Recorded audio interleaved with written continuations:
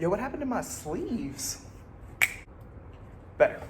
All right, so what we talking about today? What questions do you have? Yes, Mr. Cross, I have a question. How are these things, the triangles, organized, allocated, segregated, if you will? How are they put together in it? That is a very articulated question that you have. I'm going to go ahead and movie magic this real quick. Movie magic is dope. I forgot to go ahead and put in the actual triangles. Give me a second.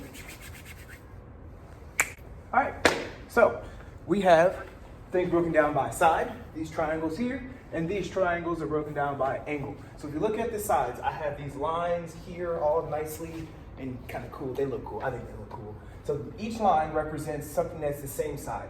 If you have a line and then another line that has two, that means they're different. So the more lines that I have, that means that all those lines that they're looking at are different. So all of these are the same because each side has one line. But if we look at our isosceles, it's a little bit different. One side has two lines because it's different than these other two sides here that have one line. So an isosceles triangle has two sides that are the same and one side that's different. Equilateral has all of the sides that are the same. A scalene has one line here, two lines here, 1, 2, 3 lines there, because every single side on a scalene is different.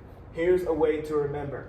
Equilateral sounds a lot like equal to me. That means that all of these sides are equal.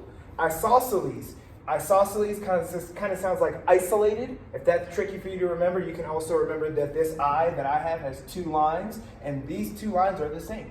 So isosceles, isolated. This side is all by itself. It's isolated. It's sad. It's not the same as the others. Scalene, that's just a weird looking word, kind of like isosceles. That's just a weird looking word to me. Scalene, they're all different. All those sides are different.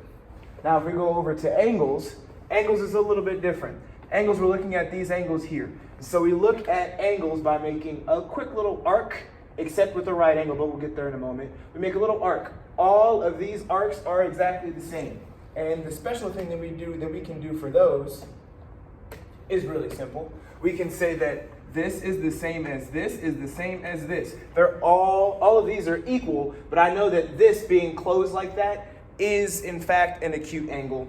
If I look over here at my obtuse triangle, this is an acute angle, this is an acute angle, but it has one obtuse angle. Now my right angle, this is probably the easiest triangle out of all of them, I would say, just because it's so simple to find it. If you see this box, it's a right triangle. It's super simple.